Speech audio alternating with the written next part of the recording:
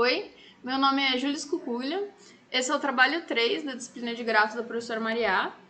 E nesse trabalho eu escolhi implementar o algoritmo de Jarnik-Priem para encontrar uma árvore geradora mínimo de um determinado grafo ponderado. O algoritmo ele foi implementado na linguagem Python 3.8 e para visualização eu usei o Jupyter mais uma vez, né? Mas dessa vez eu deixei ele aberto aqui, então acredito que não vai ter problemas. O código-fonte ele está em dois arquivos, o da esquerda aqui, né, que é o algoritmo.py, e que o da direita, né, o main.py. A implementação do Jarnik-Priem ela está feita dentro da classe grafo do algoritmo.py. E a classe main é que eu uso para rodar o projeto. Eu vou explicar rapidinho como que ela está estruturada. Então, aqui em cima eu deixei um exemplo de grafo de entrada, né, que é o mesmo que está no slide da aula 9. Aí a função main ela tá bem simples. Ela basicamente instancia um objeto da classe grafo, ela adiciona as arestas nesse grafo, e aí depois ela chama a função run e printa o resultado. Aí agora aqui eu vou mostrar a classe grafo. Então aqui eu tenho a classe, aqui nessa classe, né, a gente tem a função de inicialização, aí depois a gente tem a função adicionar aresta, que recebe 3 parâmetros, o A, o B e o W. Depois tem algumas funções auxiliares, que é para facilitar algumas operações. Aí, logo após elas, né, a gente tem a função constrói árvore, que é a função que vai ser usada para transformar o dicionário de predecessor em um array de tuplas. Parecida com o de arestas aqui, mas sem o peso. Tá. Aí agora a gente chega na função run.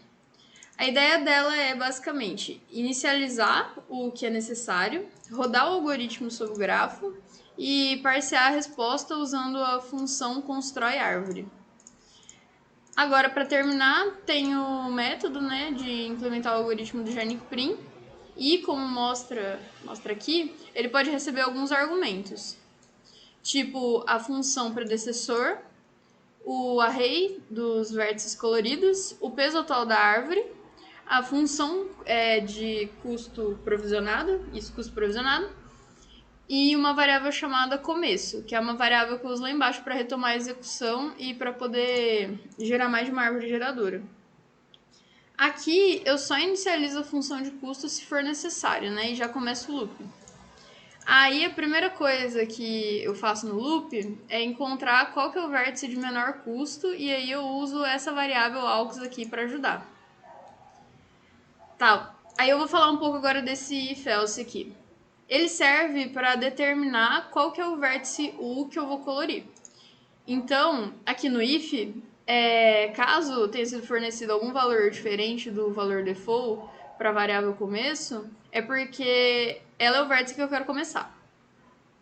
Aí, né, caso contrário, e caso a minha variável auxiliar seja um dicionário não vazio, eu pego o vértice que tem o menor custo, eu vejo todos os possíveis candidatos, que são os vértices que possuem um custo igual a esse vértice, e aí aqui que está a minha alteração no algoritmo, que para cada um dos vértices que eu faço uma cópia dos valores da função predecessor colorido, e chamo o algoritmo recursivamente passando essas cópias, e o vértice candidato como sendo a variável começo, que essa chamada recursiva vai usar, né?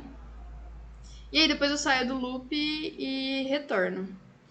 Caso não tenha, sei lá, caído em nenhum dos casos ou nada disso, eu atribuo U como um vértice aleatório no meu grafo.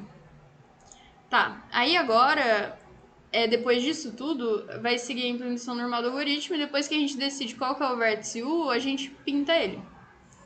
Aí, para cada vértice V adjacente a U que não está pintado e que o custo predecessor é maior que o peso da aresta, a gente substitui o predecessor pelo U e o custo provisionado como sendo o peso da aresta. Aí, no final, quando todos os vértices estiverem coloridos, a gente adiciona no array de árvores geradoras mínimas a árvore encontrada nesse caminho. Então, foi basicamente isso. Aí, agora eu vou rodar. Eu gerei aqui 2 árvores. E aí agora eu vou plotar elas no Jupyter. Vou